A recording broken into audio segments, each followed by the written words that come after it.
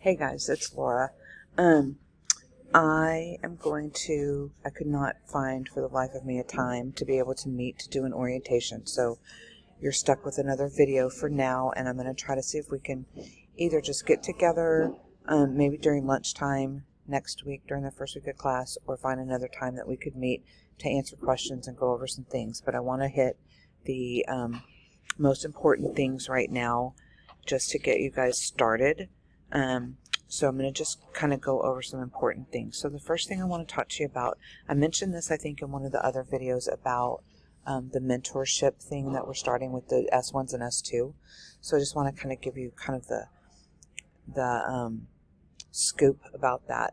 So we are going to be pairing the S1s and S2 students together this semester. It won't be every class day, but it's 6 out of the 14 classes that they will be working together.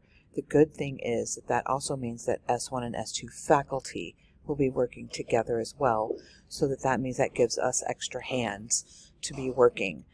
The point of this is that the S1, S2 students who presumably have more experience and have kind of done some of this before can help peer teach the S1 students and help kind of guide them through, and you get, two heads are better than one. And so we're going to work, have them working together to go through some of these stations, and we're going to really encourage them to work together outside of class as well, and help them to, hopefully they will kind of build a relationship where they can help each other inside of class and outside of class, and hopefully that's going to foster some learning and some growth for them. They're going to be doing some reflection exercises, which also helps that learning process as well. So just kind of wanted to clarify that a little bit for you. Let me go over a couple of housekeeping things. Some things that I need us to all be on the same page about and really stick to our guns with this. And this is going to be across all courses as well. First of all, let's talk about dress code. I need you guys to really be sticklers for dress code as far as making sure they're coming in the appropriate uniform, which entails making sure that they're only wearing one pair of stud earrings and no other piercings anywhere else that are visible. No tattoos that are visible anywhere. Nails cannot be beyond their nail bed. They can have nude or muted, I can't find my words today, y'all, sorry, polish, but no bright colors, and it cannot be chipped.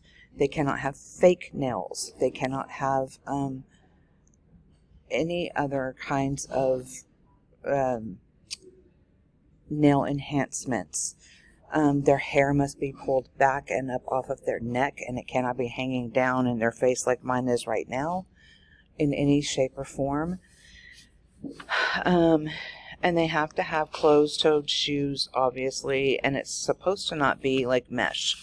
I need y'all to really please pay attention to that. As far as tardiness is concerned, they have to be there by the time we start pre-briefing or start class. If it's just a skills class, they have to be there ready to participate. Otherwise, they are considered tardy.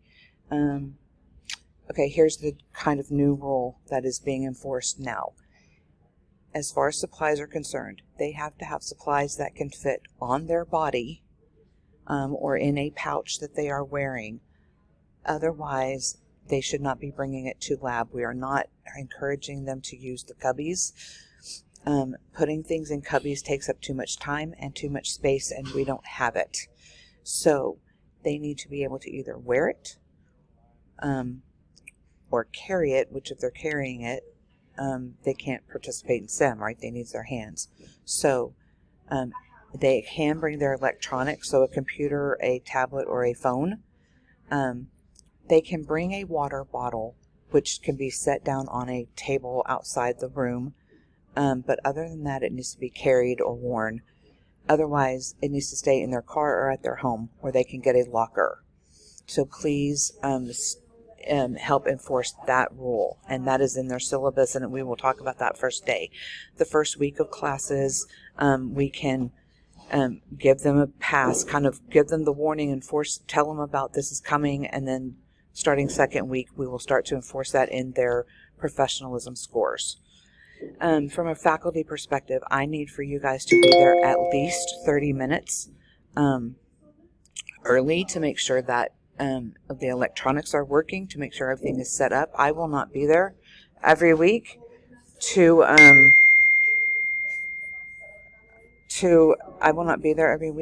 help make sure that everything is set up and everything's ready and give y'all roles and all those kind of things. So y'all are going to have to be responsible for doing that. Y'all are going to have to be responsible for doing that. So you're going to need to be there early. We all know that electronics decide not to work at the last minute. So y'all are going to have to figure out, make sure that that's happening. So, make sure that you are running the sim as it is designed to run. Make sure you're using the pre-briefs and the debriefings as they are designed. You will have the script. Make sure you stick to that, please.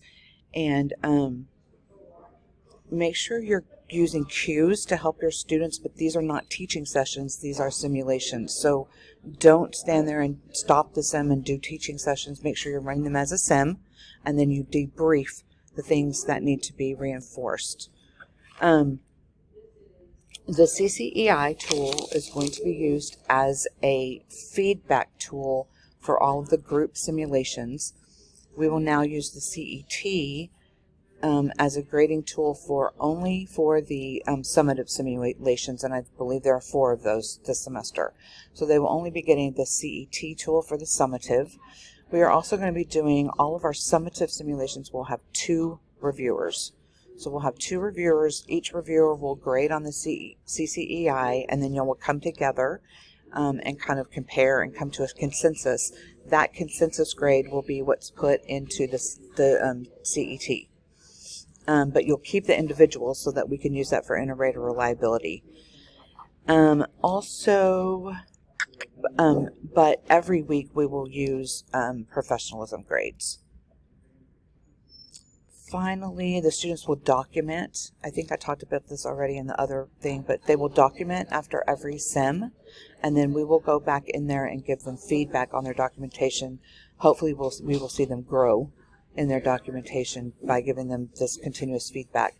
They're also going to have skills that they will do not every week, but on different weeks, and we're going to use Harmonize for that. We don't have it set up yet, but you'll get some training on that.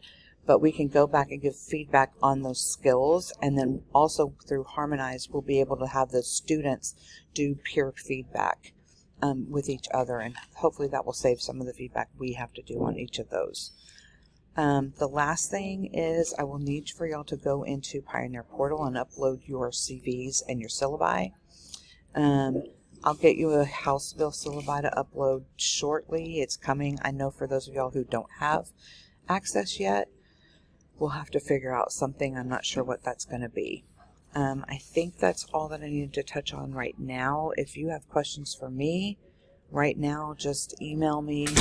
I'm going to send this out to y'all via email so you can reply all with your questions so that maybe everybody can see all the questions.